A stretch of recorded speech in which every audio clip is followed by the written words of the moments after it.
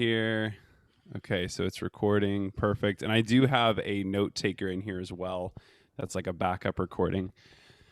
But cool. So we're gonna get started. Dad, I have a clip from the show The Office, and Michael Scott is the manager at The Office, and he shows a lot of traits of good leadership, but also, unfortunately, and this is why everyone loves him, he also shows traits of not ideal leadership in very chaotic situations. So, or I should say, he even makes a lot of non-chaotic situations chaotic. And so, what I would love to do is I'm going to play this clip, and then I'd love to talk about it for a few minutes. Does that sound good to you? Sounds great. All right, perfect. Let me go ahead and I'm going to play it here, and here we go. Are you okay? Yeah, great. Amazing. Best physical condition of my life. What did Jan want? Nothing. Just checking in. I can't tell you, so. What can't you tell me? Nothing. Pam. What difference does it make? We'll be gone in a few weeks anyway. What? What? You just said that we're gonna be Do I gone. have any messages? Michael, what's going on? I don't What did Jan say to you? No. Was she mean to you? No. Okay. Listen up, everybody. I have some news. All I can do right now is put on a brave face and go out there and be their leader. It's over. We are screwed. Dunder Mifflin Scranton is being shut down. Michael, we shouldn't be talking about this until all the decisions have been made. You knew about this all along, didn't you? Jan told me just a few minutes before she told you. Traitor. You are a traitor. What about us, Michael? Do we still have jobs? I don't know. Probably not. This is the worst.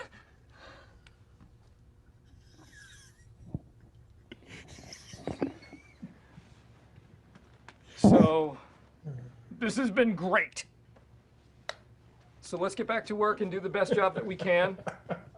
Toby, I'd like to see you in my office, please. All right. Oh my God, you walk so slowly.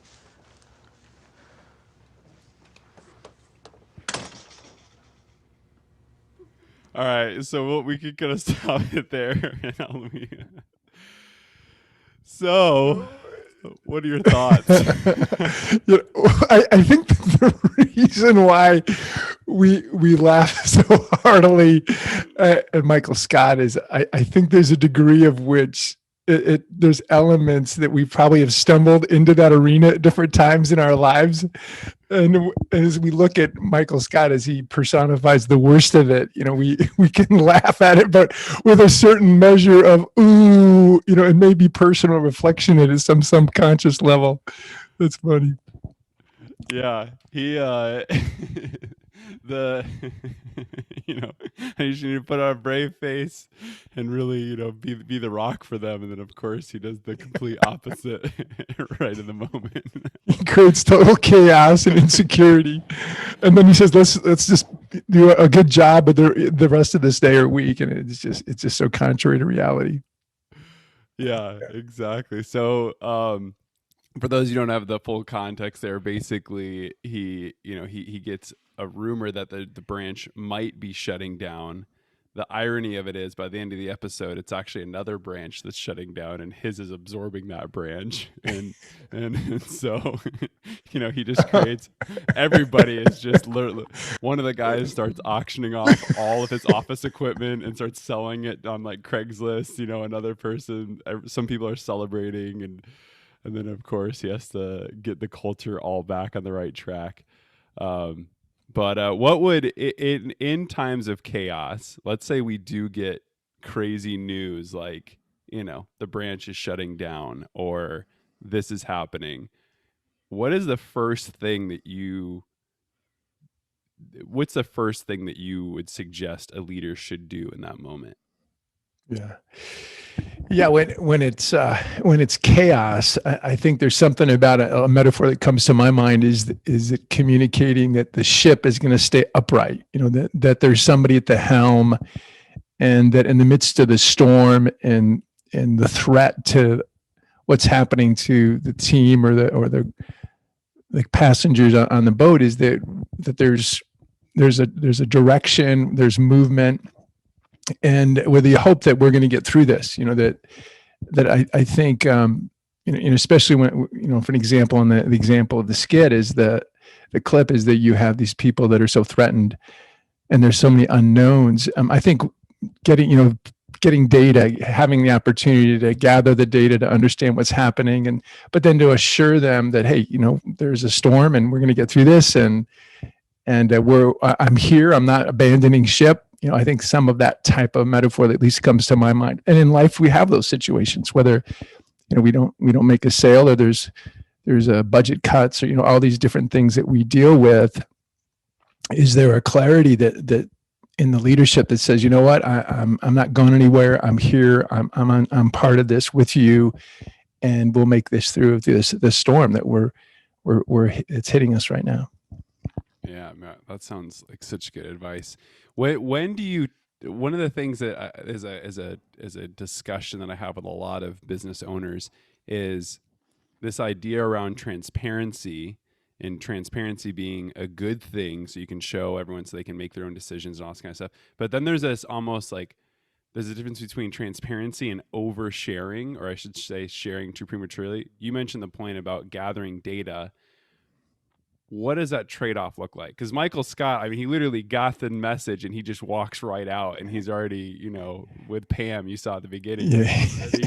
He hasn't even done any prep in his head or anything. He's just complete winging it and reacting emotionally and all that. So what should a leader do? You get the bad information. What should you do right away? Yeah, I think it's first of all, it's not only the gathering the data, where you really do want to do the research to make sure that you understand what really is genuinely happening. But secondarily, I think as part of that is not only do you gather the data, but as you're processing along in this journey, as you're thinking through, is like, what are my options? What's happening in this? Where, I'm sorry, Josh, can we cut that part? Yeah, sure, absolutely. Can we do this? Worries. Can you restate your question too? Sure. Can you restate your question on that? Yeah. I'm just going to go like this so we can see a quick, I'll do it again so that way it's easier to find in the editing. So what would, I'll restate it again. Okay, so I'm putting myself in the leaders, in Michael Scott's perspective here from that clip. Mm-hmm. Jan, my boss, has just told me that we're shutting down the branch. Now, Michael Scott just hangs up the phone and walks right out. Yes, that's right. Yep. And just starts vomiting out his emotions, his reaction, everything. What should a leader do in those few moments between talking with the team and getting bad information? No, I got you. So as mentioned earlier, with the gather the information, so you want to make a point to understand really what's happening. And then is to understand that how is it that we're going to move ahead as an organization, and it's going to be based on need to know.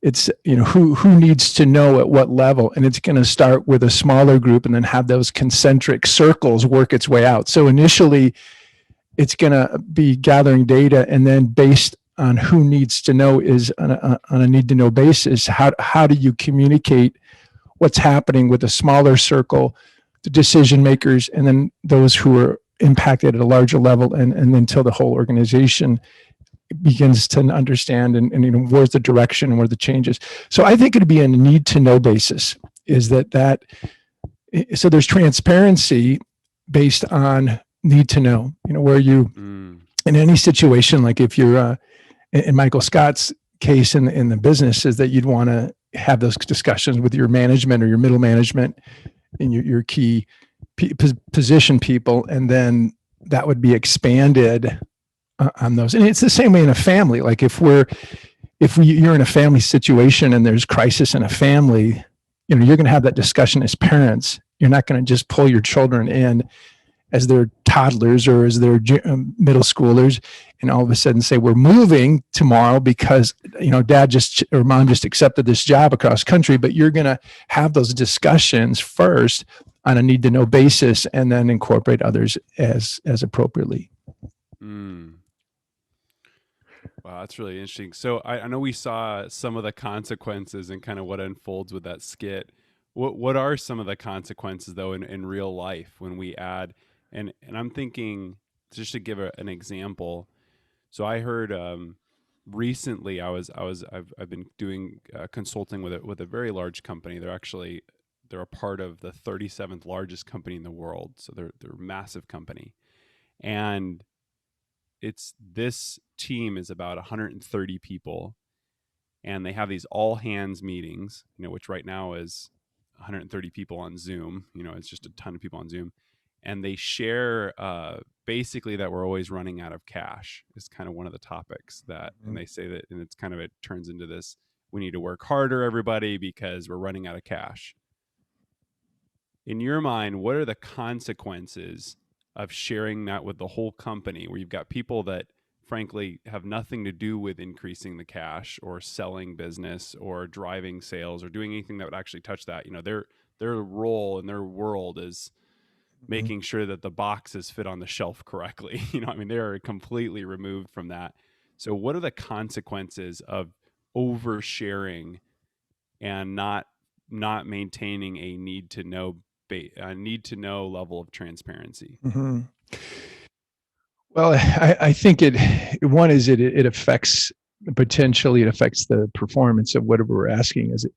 And I think of, again, the metaphor of another metaphor of like a boat, but in this case, a crew boat where we're all pulling together. These are these long boats that compete in the Summer Olympics, and everybody's pulling together with their oars as they're all facing in one direction. And the importance that we're all pulling together and not striking or clanking oars. And I think in the same way, if you're sharing things inappropriately with everybody at the same time, and they're not your decision makers, then a couple of things are created. One is you can affect morale, because you're sharing things in a way that those who aren't necessarily directly impacted or shouldn't be impacted at that time are then pulled into the problem or the difficulty of it. And then secondarily is you also empower people who aren't necessarily in a place of decision to be a positive contributor. So you empower people with information who may be vocal and not in sync with where the company is and the process. And in other levels of leadership in the organization, you might have people that have a whole lot more information to understand that, the cash flow is short right now, but we're getting ready to come into a significant contribution to or an investment into the company. So that's going to be taken care of, but it isn't as monumental as, hey, this cash flow is short, and it's just going down, down, down. But that it's in the future, this is going to be remedied. So I think in the same way as if you thinking through the need to know basis, and for me, it kind of spills into even a broader question of culture. Like what kind of culture are you creating in an organization? At least it comes to my mind that a culture that where people feel empowered, they're contributors. They're just not but sweep the floor people. They can feel like they're part of a bigger whole. So I think there's a place for transparency and feeling like they're a part of the bigger whole, where they don't just come in at night and sweep the floors and check out, but they feel like they're part of this thing or this organization or this goal or this vision. So I do value, I think, transparency, and I think there's a place for it, but then it needs to be governed by appropriateness and a need to know basis. Sure. That's really interesting. That's good. Yeah, because I think that, every business owner who shares that information, every manager, director, or whatever, any leader who shares that information, I think that's what they want, is to basically say, hey, I'm giving everybody the information so we can all make our best judgment and we're all in this together kind of a situation. But like you said, the detriment is you have people who have zero ability to impact the outcome, who have no ability to come up with solutions, or are just being told information that's distracting them from the things that they could be doing to actually make an impact or to help. And so that I feel like, yeah, is just, that's where those consequences come through so often. What would a ideally, we all want transparency. We want that good culture that you were talking about. So what could a better situation look like if someone was operating with more transparency on a need to know basis based on who can actually influence that outcome? What would that future state look like? Yeah, I think with the outcome of that, that where you're sharing in a need to know basis, and there is transparency, because I think I want to make sure I make the point is, I think transparency is important. I mean, one of the things that a lack of transparency does is it creates distrust, insecurity, and then as people are motivated by self-preservation, then all of a sudden they're no longer committed to the overall values of that organization. Is it, whether it's a company or a church or a nonprofit, you're always, there does need to be transparency, and again, there's a value, but I think there's also a certain level of wisdom in that need to know basis. And so the outcome can be really positive, where people feel, again, that they know where the organization is. They know how they contribute to that organization. They know they're valued in that organization. So they're just not a cog in the wheel, so to speak, but they're part of a larger whole. And in that, there's a sense like, hey, I love my job. I mean, how many people day in and day out go to their job and they just hate their job? They just go, man, I just hate my job. They're going out the door. I hate my job, and I'm going because I need money. And especially in a day and age where there's so many things that we just don't know about. There's so much insecurity with finances, with our future, with our organizations. I think all the more a value in the fact that I am important and valued in this organization, not just the fact that I play this little widget, I push this widget, put this widgets together, and it on the assembly line, and if the assembly line needs to be cut off, then they'll just do away with me. I no longer have a job, but more importantly, that I am part of something bigger. I'm a human being. I'm valued. I've created by God in the image of God that inherently has value, and therefore that impacts how people treat one another. And when that's violated, when we violate, I think this a sense of communicating to one another as people created with inherent value, then there's this rub, there's this tension, and that can then create this distrust, and then there's this sadness related to, I don't like my job, and it plays itself out in this toxic environment, where people don't honor one another. There's gossip, there's undercutting, there's posturing, and again, what it leads to, even ultimately from a business investor standpoint, is that it affects your bottom line. Whether you're going to be around it, affects your profits and your returns. So it has implications beyond even the fundamental awareness and value of us as human beings in loving our jobs or not, but also whether those jobs are going to be there down the road from a standpoint of business owners. Yeah, wow, that's good.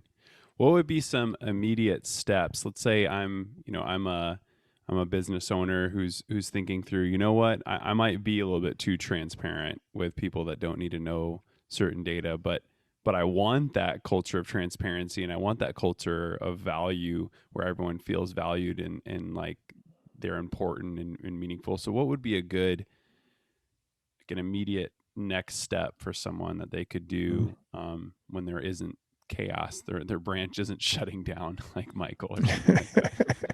Yeah. Well, my mind goes back to some of the things that you and Sarah have done in your businesses as well historically, is that I think creating an environment where your employees are valued on a regular basis. I know you used to have these Fridays events where you would bring in food for your employees, and sometimes it was more of a festive kind of a party, and you guys would bring in Nerf guns or something, and it communicated to, I would think it would communicate to your employees that it's not just about me getting my job done, but that I'm valued as part of the human race that is drawn together as a team for an objective. And so I think that what you all that you and Sarah, your wife Sarah, what I observed you all doing, I think at least my mind goes there initially. I mean, how did that work for you all? Yeah, no, I love that some of those it's fun thinking back to some of those examples of learning. Um, yeah, I would say just taking the time, and like you said, it's such a go go go go go culture, and everything needs to be done yesterday, and it's always, hey, we got to always hit this next level, or so and so needs this, or this client, or this customer needs this, or whatever. But taking time to say, no, our employees are number one. It's not clients first or customers first, it's employees first. And then are we willing to invest in them in all of these different ways? Continual learning, fun opportunities on company time, all these other things that doing a company book club during company hours, things like that are just Mm-hmm. not revenue producing in the short term. In the long term, it's amazing the impact it actually does have, but in the short term, that we wouldn't say, oh, this is how we're going to make more money. It's actually more of a cost. But understanding that value we'll get is it significantly outweighs that. And then another thing that just another immediate action step to, I think, to what I would sum up at your point of just basically planning in the time to invest. That's what I would say, like that immediate action step is, hey, just plan how you can make your company feel valued, your employees feel valued. If you start to give it thought, ideas will Mm-hmm. come and you'll start to implement them. But the other immediate action step, go ahead. Well, I just would add to that is, in tying that in with what you said, I just think of the small business owner in America, where I had the privilege of spending 2 years meeting as kind of a consultant facilitator for 30 business owners in Colorado. And during that time, I think about what are the pressures that they deal with, and then being a small business owner for myself for the 13 years, is the challenge is how do you do that when you have limited budget? How do you do that when there's not corporate money set aside, for under I don't know how spiriting of your employees. And I think just that under that planning is, it doesn't have to be huge. It doesn't have to be something monumental. Even as you brought up the example of the book club where you're getting good books. What is it? It costs $20 for maybe some of your key employees in a team, per book, every 4 or 5 months or 4 months, and you're reading a book together and discussing it. I mean, that has value that's going to go beyond the investment of what is, I think, very manageable, and then making a point to be personally aware of your staff or your employees versus having middle management that where there's not even an awareness. There's simply a number, a social security number that gets a check from your your desk, that kind of thing. Yeah, that's really good advice. The other thing that I would say is one more immediate action step. So value, basically plan ahead, figure out how you're going to value them, and that may mean even doing the time to say, because we did this.